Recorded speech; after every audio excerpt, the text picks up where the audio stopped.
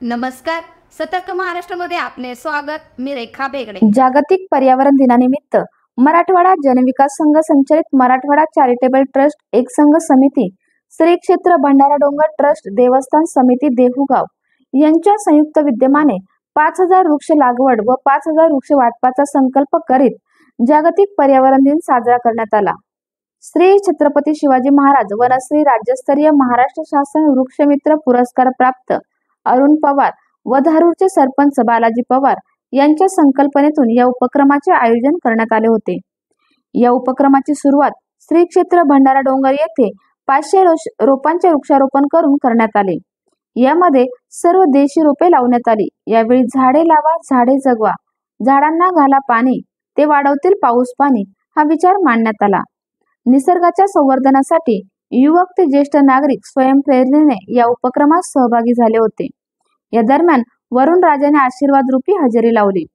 यावेळी भंडारा डोंगर ट्रस्टचे अध्यक्ष बाळासाहेब काशीद, हरिभक्त पारायण निवृत्ती बोरकर महाराज, प्रबोधनकार शारदाताई मुंडे, हरिभक्त पारायण जगन्नाथ नाटक, हरिभक्त पारायण ढमाले मामा, वृक्षमित्र अरुण पवार, अण्णा जोगदंड, आरती कुंभार, अमोल लोंढे, वैजयंती पुजारी, बबन पुजारी, निलिम दीक्षित, मंदा जगदाळे, सुमन कारखानीस, शिवकुमार बायस, अशोक सिंह इंगळे, विशाल मुंडे, आशिष वाणी, मल्हार बैस, सुनील रामगडे, उज्ज्वला रामगडे, भंडारा डोंगर ट्रस्टचे सचिव गोपाशेठ पवार, गणेश राजपूत, शशिकांत कुलकर्णी, DM कोळी, पृथ्वीराज इंगळे, वर्षा घायाळ, हरिभाऊ घायाळ आदी मान्यवर यावेळेस उपस्थित होते.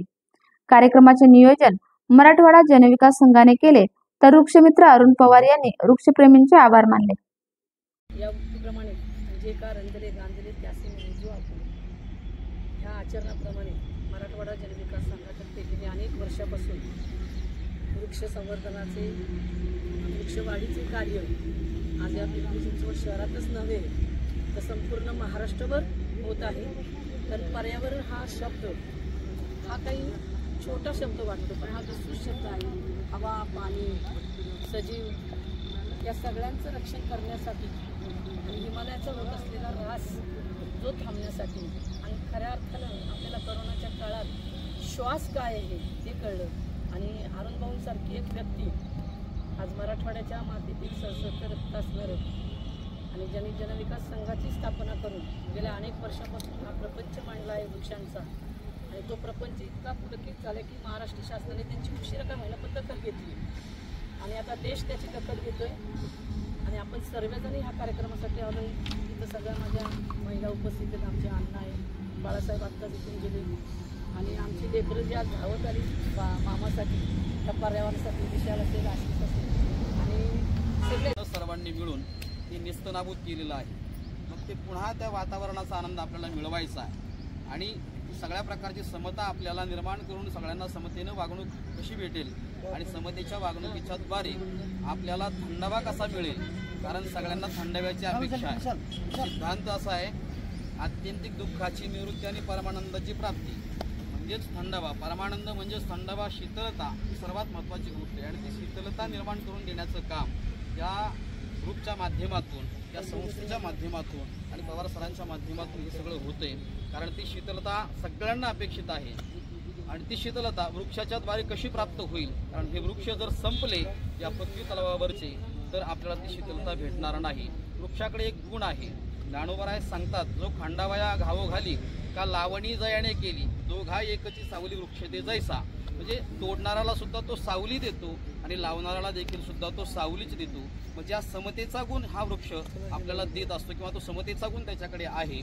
तशाच प्रकारची ही समता नांदावी अशाच प्रकारची भावना श्री अरुणजी पवार सर आणि त्यांचा ग्रुप आणि मराठवाडा विकास महामंडळ या संस्थेच्याद्वारे व्हावी अशा प्रकारची मनोकामना यांच्या मनीमानसी आहे. आणि मग त्याला सुरुवात कुठून करायची तर त्यांनी भंडारा डोंगर, श्री क्षेत्र भंडारा डोंगर या ठिकाणावरून जगद्गुरू तुकोबरा यांच्या तपोभूमीवरून ही सुरुवात केलेली आहे. आणि या ठिकाणी त्यांनी वृक्ष लावून आज पर्यावरण दिनाच्या निमित्ताने खूप सुंदर असं काम हे समाजामध्ये करतात. हे काम करत असताना त्यांनी आत्तापर्यंत जवळपास 50,000 झाडं लावलीत. लाखाहून अधिक झाडं त्यांनी वाटप केलेली आहेत.